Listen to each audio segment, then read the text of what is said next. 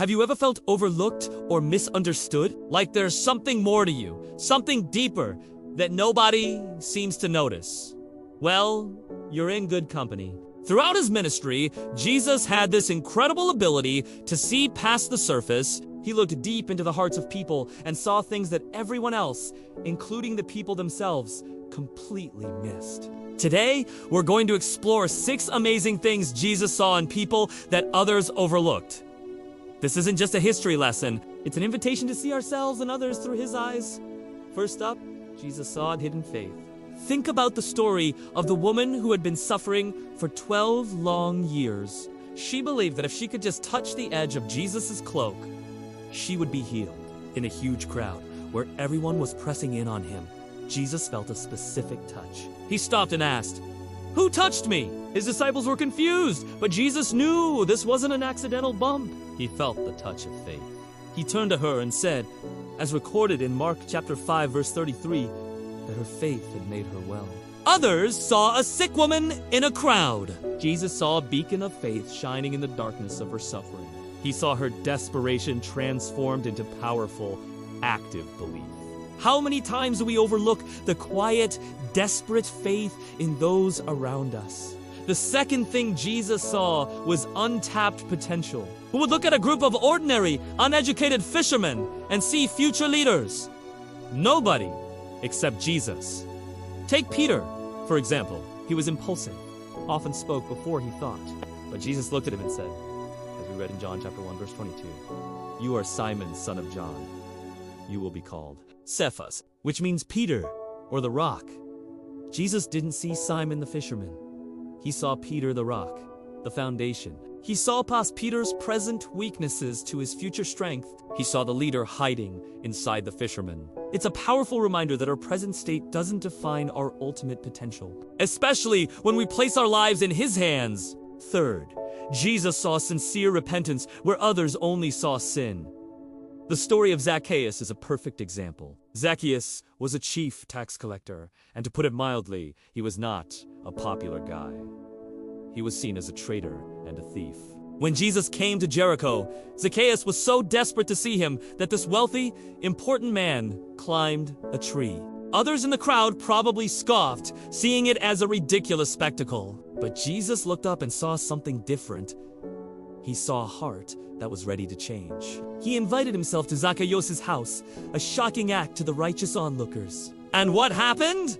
Zacchaeus' heart overflowed. He stood up and declared he would give half of his possessions to the poor and pay back anyone he cheated. Jesus' response in Luke chapter 19, verse 9 is beautiful. Today's salvation has come to this house. Others saw a sinner. Jesus saw a soul ripe for salvation. He saw the genuine desire for change that was blooming in Zacchaeus' heart.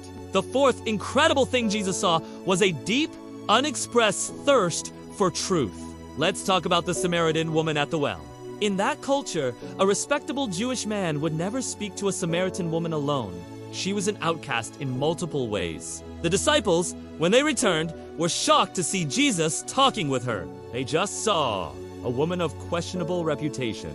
But Jesus saw a soul that was thirsty for something more than water. He saw her spiritual emptiness and her longing for meaning. He engaged her in one of the most profound theological conversations, revealing himself as the Messiah. He told her in John chapter 7, verse 37, "Let anyone who is thirsty come to me and drink."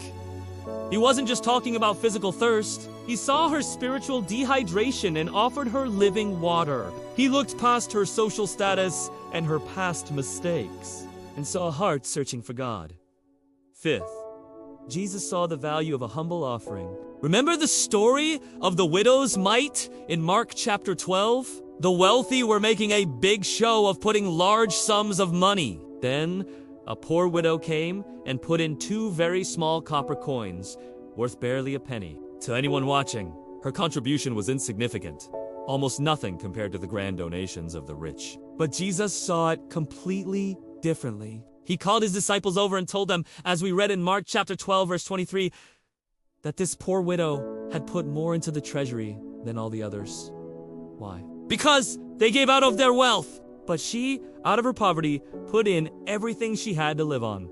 Others saw the amount, Jesus saw the sacrifice. He saw the heart behind the gift. It's not about how much we give, but about the spirit in which we give it. Jesus honors the heart of total sacrificial giving, no matter how small it looks to the world.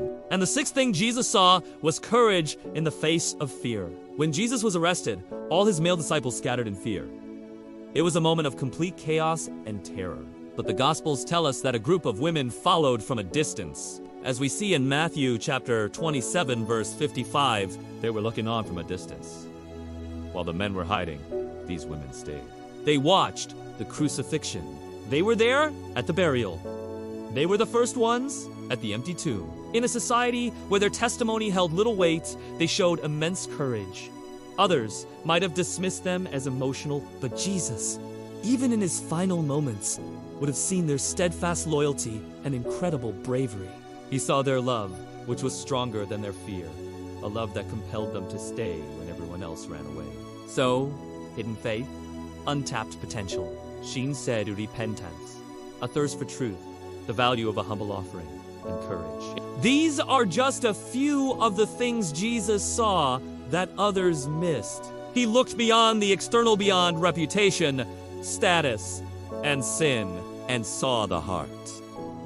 And the good news is, he still does. He sees you, not just as the world sees you, but as you truly are and as you can be. He sees your quiet faith, your hidden potential, your desire for a fresh start. He sees your search for meaning, the value of your sacrifices, and the courage you show every single day. Let us encourage you to not only trust how he sees you, but to also start seeing others through his eyes. Look for the good, the potential, and the hidden faith in the people around you. You might be surprised at what you find. Thanks so much for watching. If this message resonated with you, please give this video a like and subscribe to the channel. We'd love to hear your thoughts in the comments below. Which of these 6 things inspires you the most? God bless you, and we'll see you in the next video.